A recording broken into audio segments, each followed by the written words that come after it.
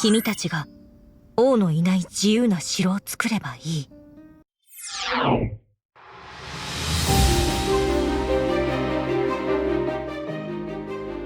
お前たちは世界の外から漂流してきたのか？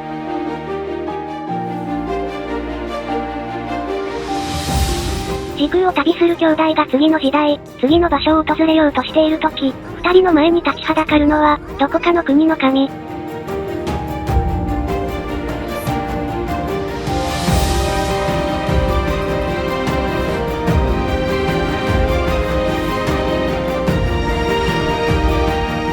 主人公は兄弟で、どちらかをプレイヤーとして選択するんだ。そして、選択しなかった方はどこかの神によって囚われてしまうぞ。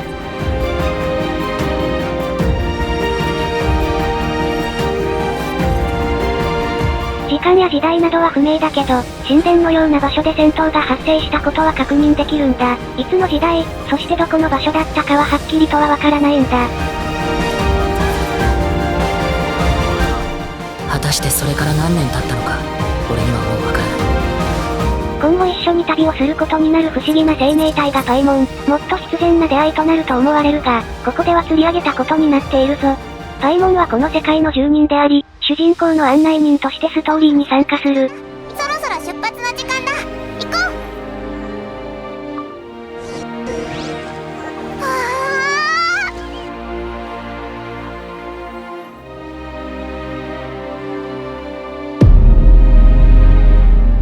主人公がまずはじめに到着したのは、7つの国の一つ、風の都モンドなんだ。どの国にも七天神像というものが建てられており、神の象徴である建造物だぞ。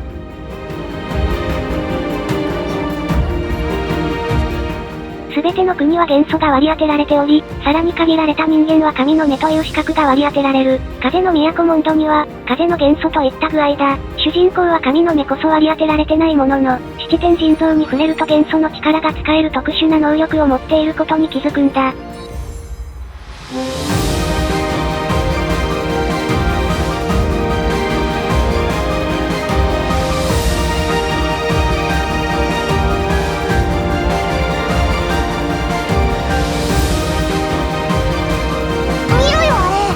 7つの国は、それぞれの神を崇めており、モンドは竜がその対象となっているんだ。その竜の様子はおかしく、緑の少年との会話をたまたま目にすることになるんだ。誰？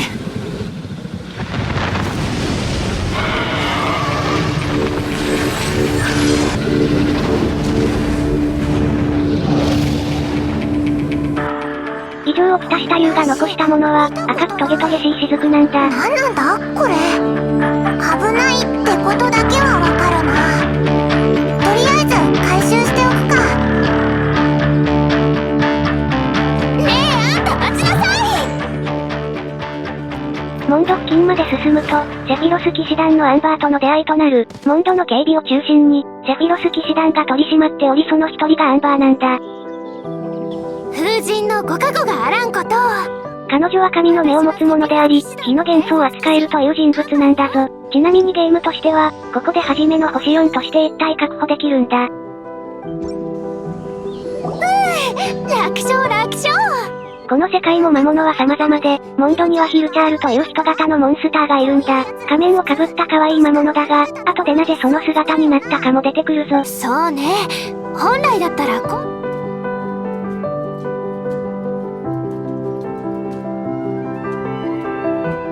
モンドの街並みは美しく、風をモチーフとした明るい雰囲気の街なんだ。しかし、モンドは現在先ほどの風魔竜に脅かされると聞かされるぞ。それをセフィロス騎士団の一員が警備していると聞かされるんだ。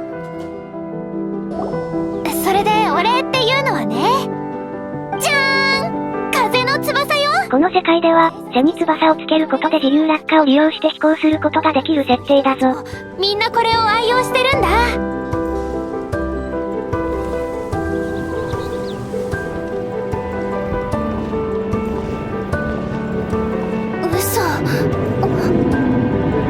そんな中、風魔竜が街を襲うところに遭遇するんだ。ゲーム内でもほぼ戦闘が発生してないことタイミングで風魔竜と戦うことになるんだぞ。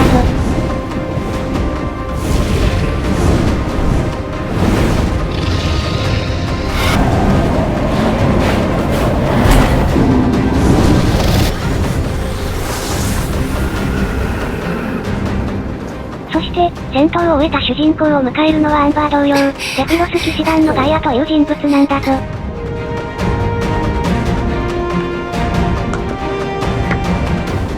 彼も神の目を持ち合わせており、氷の元素を扱うアンバーより先輩といった位置づけだぞ。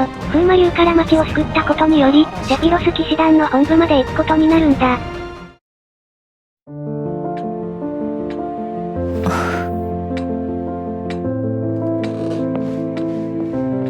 ジン、焦りすぎよ。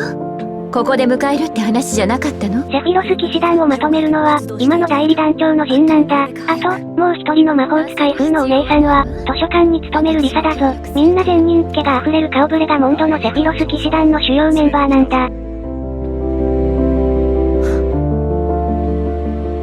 私は代理団長のジン。こちらはリサ。ジンは風の元素を扱い、リサは雷の元素を扱う。リサの目が緑になったのは、紫だったら冷たく映りすぎたのが原因かもしれないぞ。ただ、タイミングがあまり良くないわ。じゃあ作戦を練るとするか。主人公はモンドが抱える問題に自ら介入することになるぞ。災いを集結させるきっかけを与えてくれた。放棄された四風守護の神殿よ。まずは暴風の原因となっている四風守護の神殿の攻略となるんだ。いかにも RPG っぽい始まりとなったぞ。私たちの目標は、放棄された4つの神殿のうち、この3つだ。疲れた。アンバー、ガイア、リサと3つの神殿を攻略することになるんだ。密であるのは風魔流自体が神殿の一つと数えられてたことによるんだ。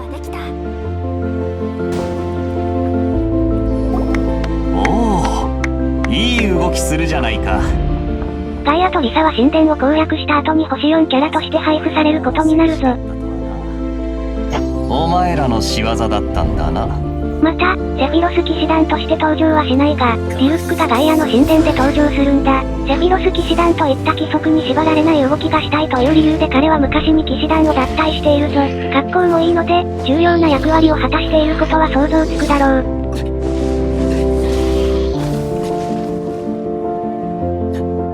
それらはモンドの四方の風の守護者で、風神バルバトスの眷属でもあるわ。モンドの神の名は、バルバトス、であることもリサの神殿で紹介されるぞ。主人公は最初に連れ去られた兄弟を探すため、基本的には7つの国の神を探すことになるんだ。また、風魔流の名前が、トワリン、であることもこの場でトワ伝えリンがそられるんだ。のうち3つの力しか使えない原因がこれよ。多分憎しみだと思うわ。このタイミングでは、トワリンがなぜ悪に転じたかは憶測でしか紹介されないぞ。その憎しみを風よりも強い力にし、秘境を解放したことにより、モンドの街の雲が晴れるんだ。あそこのお姉さんが手を振ってるぞ。また、日々のクエストなどの進行役として、キャサリンも登場するんだ。この先、ずっとお世話になることになるぞ。あなたのことは観察させてもらいました。あれは、ジン団長だよな。それが我々の立場だ。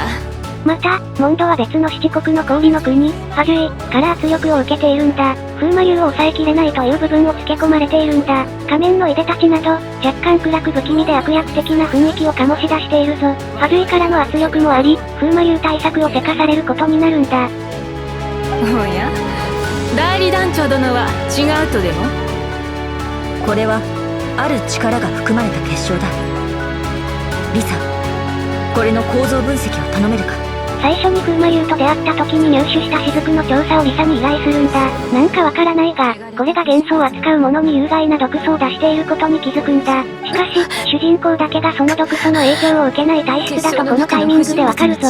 セピロス騎士団の栄誉騎士の爵位と、代理団長の感謝の気持ちを受け取ってくれ。また、彼の行いにより、ジンから栄誉騎士の称号を与えられることになるんだ。下にいるあの人と同じくらい。最初、風魔流と出会った時にいた緑色の人物のことを思い出すぞ。その人物は銀融詩人であるウエンティだ。ひょうひょうとした彼は、風元素の使い手なんだぞ。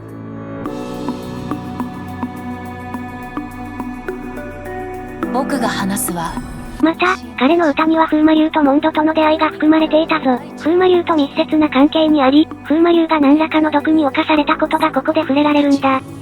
世界のよろずに好奇を抱く。あれを見せるか。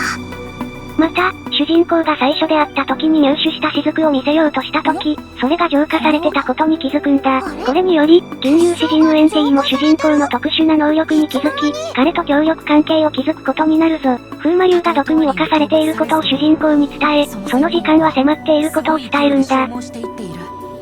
彼は怒りの中で自分を燃やし尽くそうとしているんだ。おや、来たんだね。風神バルバトス？あいつならもうモンドから消えたよ。主人公は自分自身が風の国の神である、風神バルバトスを探していることを伝えるんだ。風魔流とモンドの人々との経緯を簡単に説明し、風魔流の原因がアビスによる腐食が原因であることを伝えるぞ。ヒルチャールなどもアビスによる影響であることが説明されるんだ。神のことだから。モンドの大聖堂？何しに行くんだ？天空のライアーがあれば、僕はトワリンを悪夢から目覚めさせられる。風魔流を浄化するには、天空のライアーという神器が必要であることを聞かされるぞ。そう。例えば、天空のライアー。あれがあれば、僕は風魔流を。お帰りください。それがモンドで管理されていることを確認し、それを持ち出そうとするんだ。誰だ？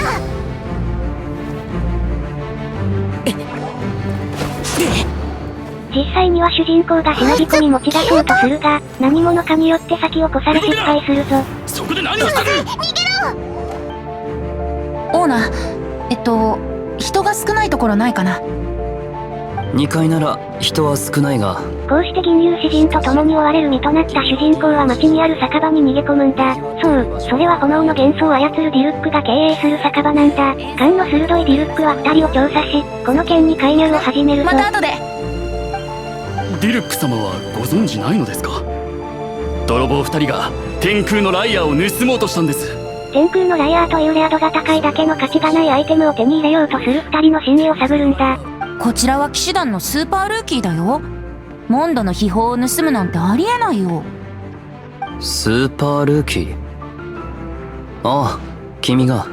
旅人の噂はディルックも仕入れており、栄誉騎士としての主人公の品定めも同時に行うんだ。先ほどの女子種は一体。これは重大な秘密のはずだ。なぜ僕に見せた？現実離れした歌を銀融詩人が語るが、疑うこと少なく2人を信じようとするんだ。ディルックは冷静で非常に頭が切れるといった人物だぞ。面白い。それからこちらはただのジンだ。団長としてのジンではない。さらに、ディルックは過去セフィロス騎士団にも所属しておりジンとは特別な関係なんだ。意外だ。ジンも固いところはあるが、その信仰により風魔流の異変の理由を常に考えていたぞ。自らの立場を差し置いても、この問題に介入しようとするところがいかにもジンっぽいといったシーンなんだ。先輩のような厳しくて慎重な人でも、この旅人を信用しているではないか。これで4人とパイモンは協力関係を結び、この問題を解決するチームが発足されることとなるぞ。やっ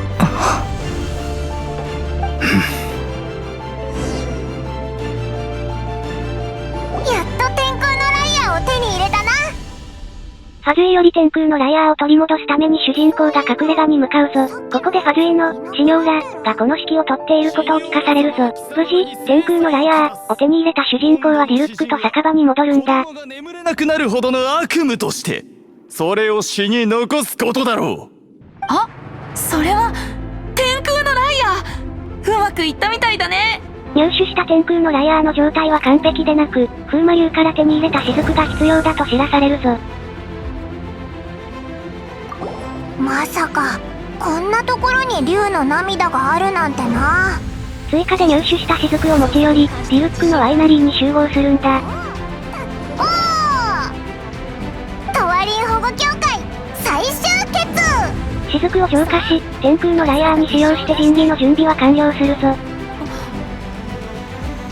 山の伸びる方向に沿って登ると、星拾いの崖というところに着く。風魔流との対面だが、これは高所が敵所でありそこで風魔流と対面を行うんだ。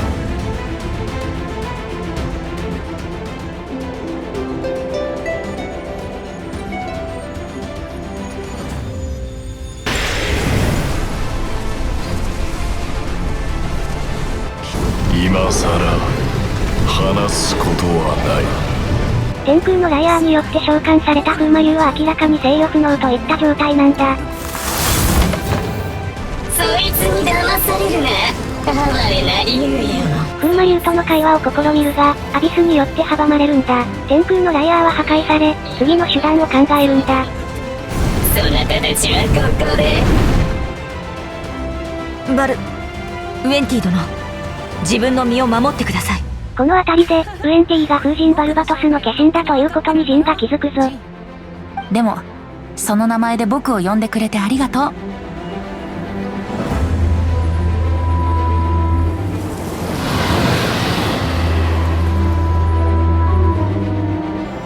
殿下、あなた様のしもべはまた勝利を勝ち取りました。ここで、アビスの後ろには主人公と生き別れた兄弟がいるというシーンが流れるぞ。その栄光を手に。属性を7つに分け、それぞれが治める。それが僕たち神としての責務。神の責務を果たすことで神の力を蓄える。だけど僕は統治とか嫌なんだ。ディルックが仕入れた情報をもとに次の作戦を考える中、ウエンティがモンドの神としてのあり方を説明するんだ。自由の都モンドは、神の介入も極力最小限に留めるといったような内容だぞ。私たちはちゃんと覚えている。陣団長ってば信仰深い。それでも暴風の障壁を突破して風流廃墟の内部に行くには十分だ。最後の決戦の場所は、現在は寂れてしまった風流廃墟となるんだ。つまり天空のライアーは切り札じゃないってことさ。本当の切り札は旅人だよ。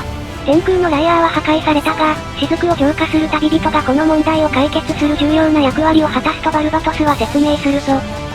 不純物とトワリンを取り巻く呪いは同じ類の邪悪なる力だ。行き止まりだな。廃墟は封印されており、トワリンはこの場を一時的に利用しているだけの場所と聞かされるぞ。つまりあと3つ同行装置を探さないと全ての封印は解除できないということか。この封印を解くには元の古代都市の仕掛けを解除することが必要になるんだ。廃墟の内部、この塔を中心に分布しているはずだ。探そう。では旅人、モンド千年の風が君と共にあらんことを。主人公は全ての封印の解除に成功し、ようやく風魔竜のいる秘境へ入ることができるんだ。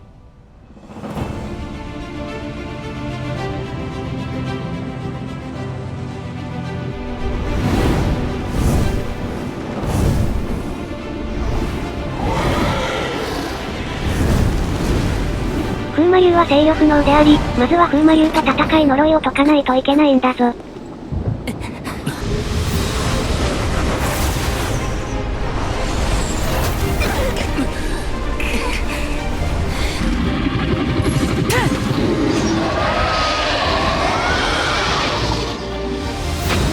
風魔竜の呪いを破壊したところで、廃墟は崩れ去り主人公たちは災害の中に落ちるんだ。もうすぐ崩れそうだ。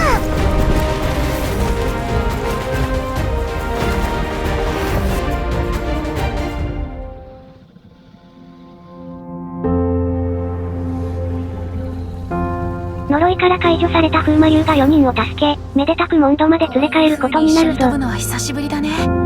トワリン、もっと自由に飛ぶといい。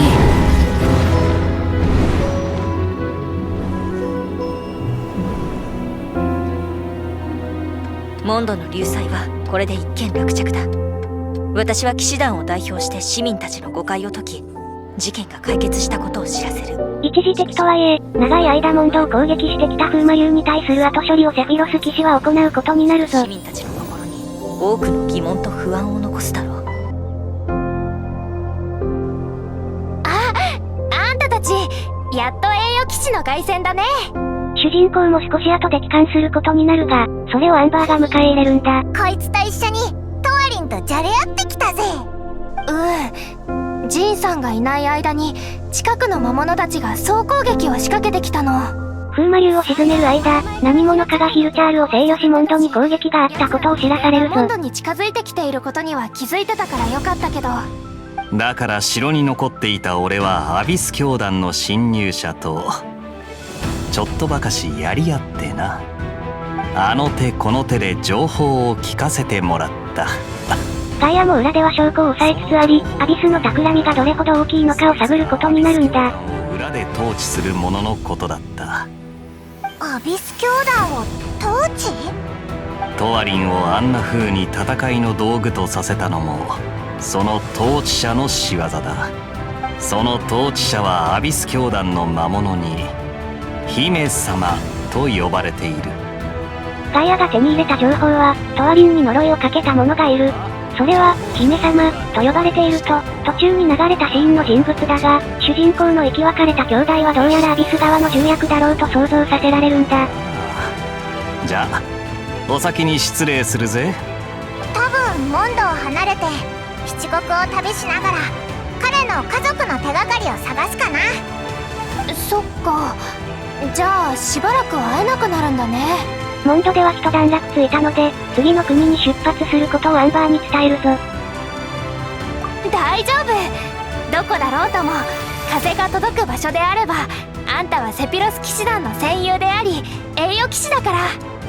あっという間の出来事だったが、アンバーとはしばしのお別れになり、次の再会を誓うことになるんだ。早く食べようか、じゃないとお肉が冷めちゃう。こちらは教会から天空のライアーを回収しに来た祈祷牧師のバーバラだ。ジンに召喚され、ウエンティと一緒に借りてた天空のライアーを返却することになるぞ。そういう言葉を口にする資格はないかもしれないけど。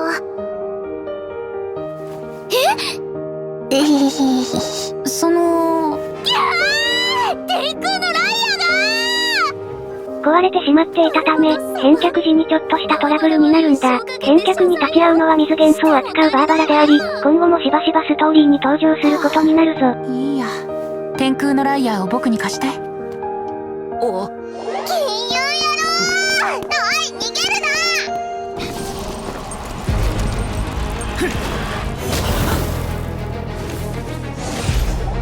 な。なんとか返却するも、帰り際にファディの執行官と出会うことになるんだ。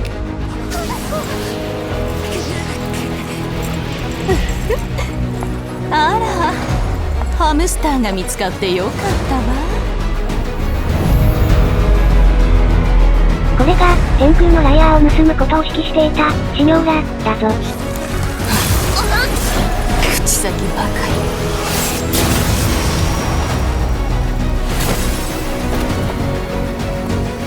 今後も登場する人物だが、彼らは神の心といった素材を集めているんだ。チェスの駒とは程遠いわね。木々の隙間から流れる風は心地よく、僕の好きな匂いがする。ウエンティは傷を癒すためにモンドの大木のそばにいるんだ。同じようなこと言ってたよね。君も知ってると思うけど、神の目はごくわずかな人しか持てない外付けの魔力器官だ。それを持つ者たちは神の目を通して元素力を導いている。奪われた神の心は偽物で、実際には奪われてないことが伝えられるぞ。その者たちは原神と呼ばれて天空の島に登る資格があるんだ。また元素力を扱うことができる神の目を持つ者は全て神になる資格があることが伝えられる。その者たちを原神と呼び、天空の島に登る資格があるとも伝えられるぞ。とにかく僕たちは神の目という初歩的な機関はいらないんだ。彼女はシニョーラ、ファデュイ11人の執行官の第8位、コードネーム淑女だよ。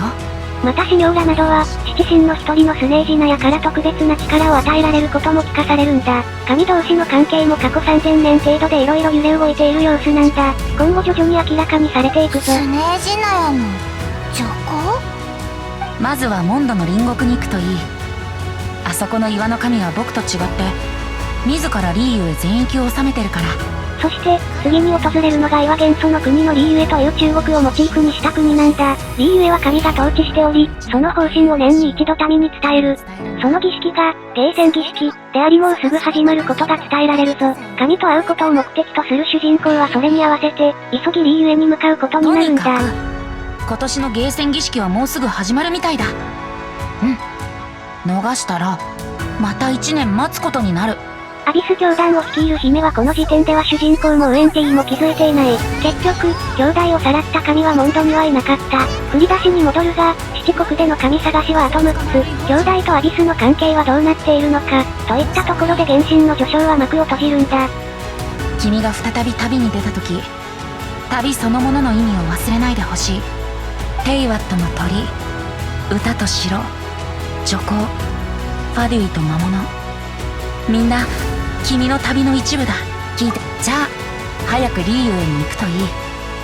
今年のゲーセン儀式を見逃したらまた1年待つことになるからね。次は第1章、リーユエ編で会いましょう。